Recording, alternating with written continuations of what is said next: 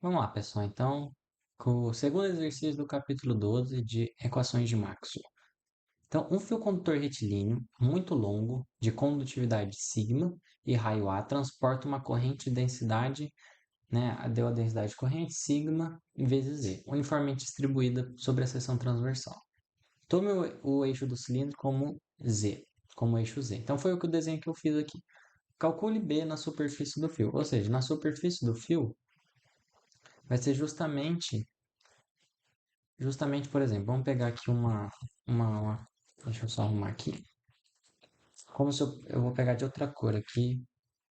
Então, ó, seria algo que a gente vai saber que o campo magnético, ele vai ser ali algo que vai estar na superfície do fio, né? Ele vai estar ali circular.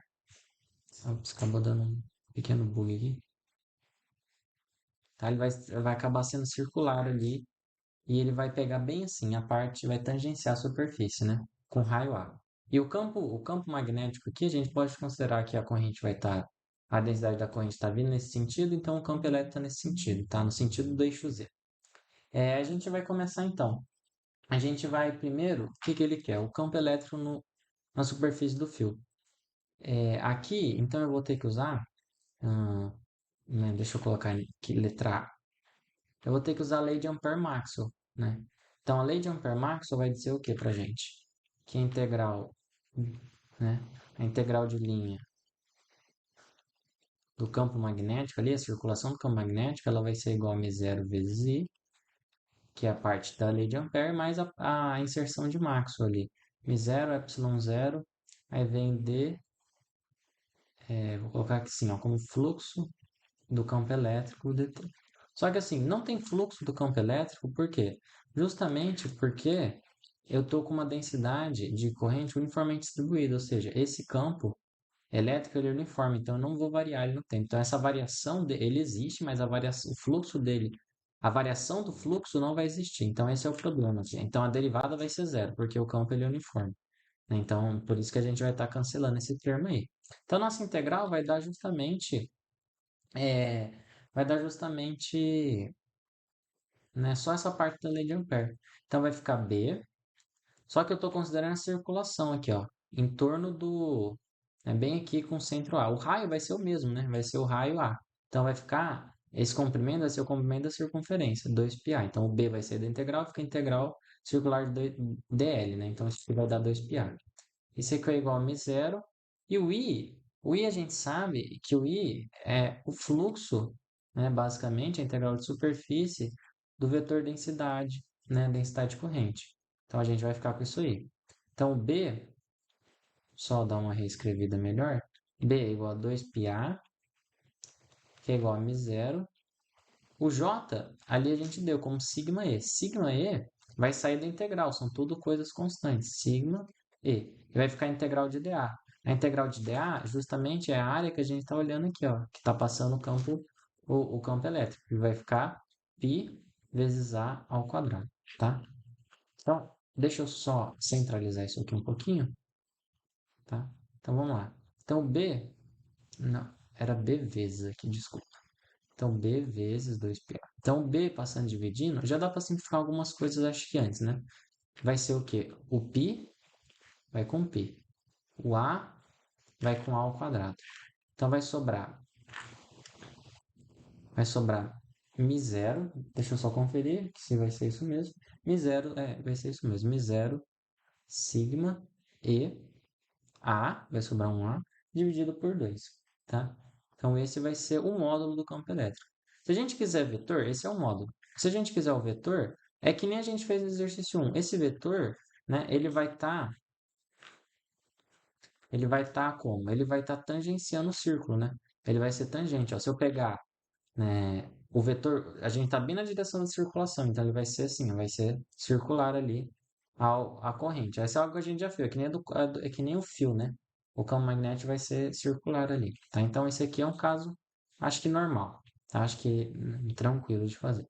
Então aí, isso aqui eu vou colocar só então na direção Φ chapéu, tá? Porque a gente está vendo com o vetor. Então beleza, esse é o nosso primeiro resultado. Então a gente já tem esse nosso primeiro resultado.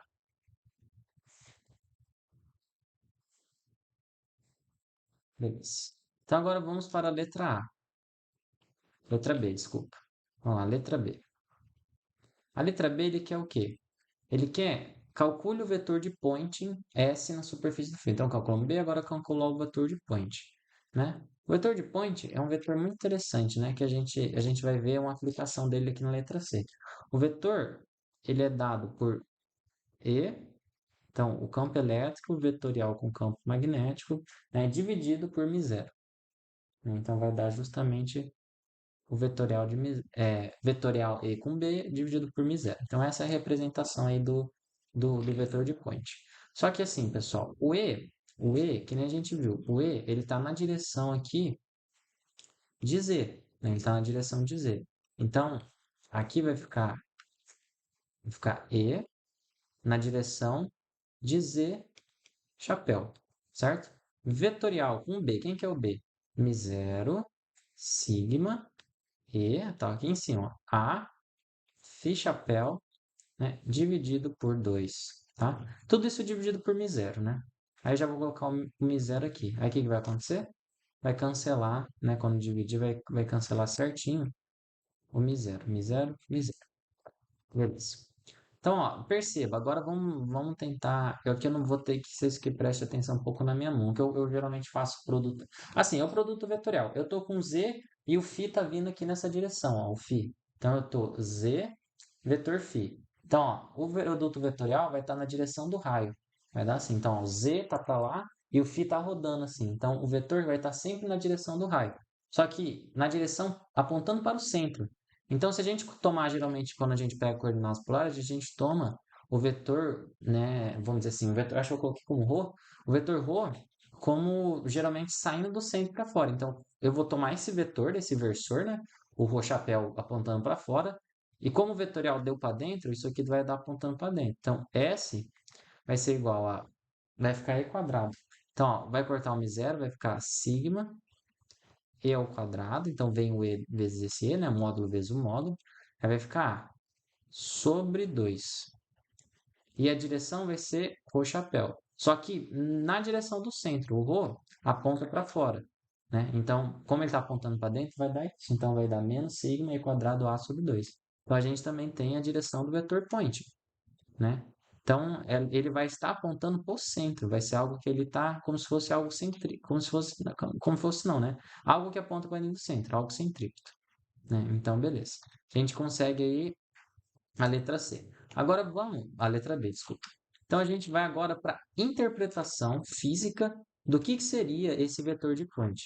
Ele vai dar algo, relacionado à conservação de energia. Ó, letra C. Mostre que o fluxo de S através da superfície de um trecho de comprimento L do fio é igual à energia dissipada em calor pelo efeito Joule nesse trecho por unidade de tempo.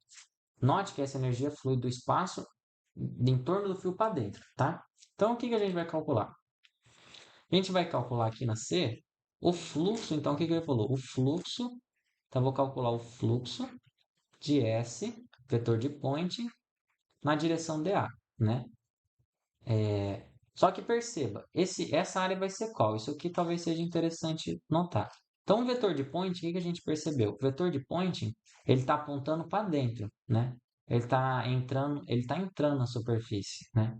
Se a gente pegasse um círculo aqui, né? Vamos assim, olhar de frente o fio, né? Olhando de frente o fio, o que que a gente percebe? Que o vetor de Poynting, ele está sempre apontando assim, ó. Tá apontando para a região de dentro, tá?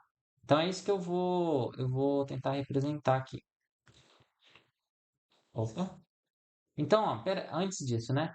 O vetor normal, a gente sabe, esse dA, o dA é algo que eu já falei várias vezes aqui para vocês nos outros vídeos. O dA, o dA vetor, ele é igual a dA na direção normal, né? Só que o normal a gente sempre aponta para fora. Então, o normal vai estar aqui, ó, nessa direção. O vetor normal. Eu vou considerar saindo da superfície, tá? Então, perceba, o vetor pointing vai estar entrando e o normal está saindo, tá? Então, é isso que eu queria, esse desenho aqui. Isso aqui vai fazer essa diferença aqui quando eu for criar. Então, isso aqui vai dar o S, a gente calculou ali, deu, deixa eu ver. Menos sigma, deixa eu só para copiar aqui. Então, vai dar menos sigma e ao quadrado A sobre 2, na direção rho chapéu, né? Escalar com n chapéu, né? Ou n, o vetor normal, n, que é unitário, vezes o dA. Então, perceba, olha que interessante. Agora eu vou centralizar isso aqui de novo. Então, é o que eu falei, o ρ e o n, eles vão dar, né, o ρ e o n, o ρ, ele está saindo, né? Tudo bem, o point está entrando, mas o ρ, o versor ρ, ele está saindo. E o normal também está saindo da superfície. Então, esse produto escalar aqui vai dar justamente 1. Então, aqui a gente não tem que se preocupar. Então, agora eu só vou colocar aqui igual, tá? É isso aqui. Então, isso aqui vai dar menos sigma. Eu vou fazer assim, a sigma e vezes e, né? E ao quadrado. Aí aqui vai ficar a integral dupla aqui, isso aqui, lembra, isso aqui tinha uma integral dupla aqui, né? Integral de superfície. Vai ir para o dA. E essa área vai ser justamente a área do cilindro, né? Vamos dizer assim, a área lateral do cilindro. A área lateral do cilindro, lá na geometria básica, ela vai ser o comprimento, né?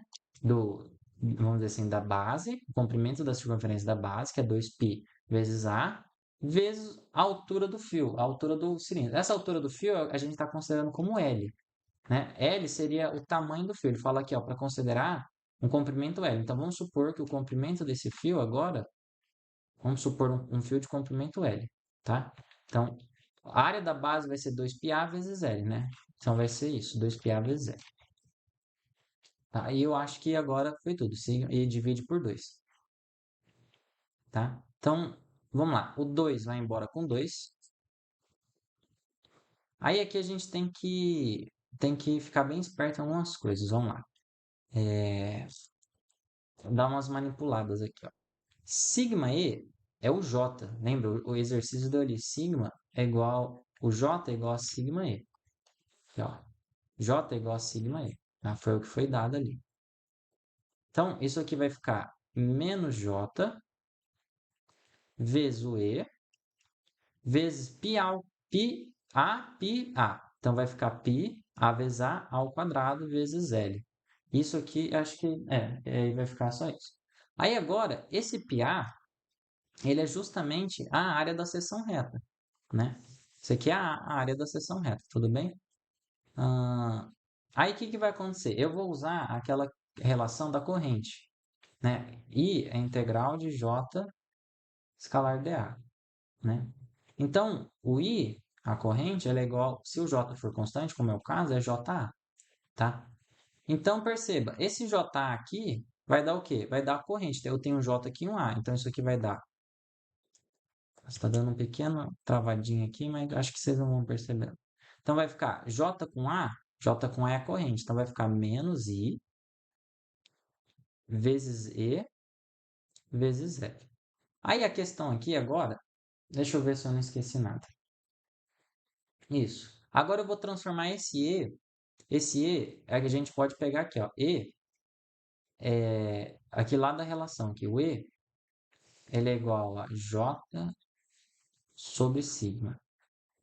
Tá? O E é J sobre sigma. E aí, o J, agora eu vou isolar o J. O J, ele é I sobre A, tá? Então, olha o que eu vou fazer. O E, eu vou transformar nisso aqui, ó. O E, eu peguei daqui e passei só o sigma dividindo. Então, é J sobre sigma. Nossa, a letra tá um pouquinho ruim, né? Deixa eu tentar dar dando umas pequenas travadinhas, mas tudo bem. E quem que é o J? O J é I sobre A. Então, o nosso E aqui vai ficar o J, que é I sobre A, né, dividido por sigma, tá? Então, olha, é isso que eu vou colocar aqui. Então, o meu fluxo vai ser menos o E. O E é o quê? Vai ser I. Então, tem o I aqui, o E vai ser I sobre A sigma. A sigma vezes o L. Agora, perceba, a gente está chegando finalmente no que vai dar esse fluxo. Então, vai ficar menos I ao quadrado, e aí vai ficar aqui L sobre A sigma. Justamente, pessoal, perfeitamente, lindamente, isso aqui é a segunda lei de Ohm, né? Só que geralmente a gente olha a segunda lei de Ohm assim, ó, como resistividade L sobre A. Resistividade, comprimento e A. Só que aqui está condutividade, mas condutividade é 1 sobre ρ. Então a gente pode escrever a segunda lei de Ohm como uma condutividade. Então fica sigma A. Então é justamente L A sigma A. Então isso aqui é uma resistência, é a resistência do fio, tá? Então, o que que a gente chega? Que isso aqui é menos R I ao quadrado. Então perceba, o que que eu fiz? Eu calculei o fluxo. Vamos lá, agora vamos tentar interpretar isso aqui. Eu calculei o fluxo do vetor de Poynting,